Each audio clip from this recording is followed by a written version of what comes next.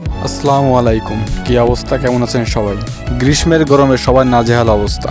বিশ্বের জলবায়ু পরিবর্তনের কারণে তাপমাত্রা দিন দিন অস্বাভাবিকভাবে বেড়েই চলেছে। এতে মানবদেহের বিভিন্ন ধরনের রোগের সংক্রমণ দেখা দিচ্ছে। অতিরিক্ত গরমের ফলে হিট স্ট্রোক এর সম্ভাবনা বেশি দেখা দিচ্ছে। হিট স্ট্রোক হলো তাপজনিত সবচেয়ে মারাত্মক রোগ।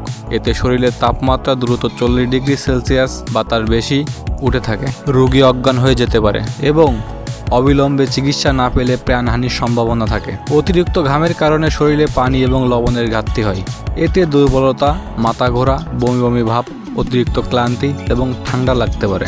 তীব্র গরমের ফলে শরীরের পেশিতে ইলেকট্রোলাইটের ঘাটতি হয়, ফলে পেশিগুলোতে খিঁচ ধরতে পারে। শরীরের অভ্যন্তরীণ তাপমাত্রা অতিরিক্ত বেড়ে গেলে মনোযোগ কমে যেতে পারে, বিভ্রান্তি দেখা দিতে পারে, এমনকি চেতনা হারিয়ে ফেলা পর্যন্ত হতে পারে। প্রচণ্ড তাপে ক্ষতিকর প্রভাব থেকে রক্ষা পেতে হলে পর্যাপ্ত পরিমাণ পানি পান করা, হালকা ও ঢিলাঢালা পোশাক পরা, সরাসরি রোদের সংস্পর্শ এড়ানো এবং শীতল পরিবেশে থাকার চেষ্টা করা জরুরি।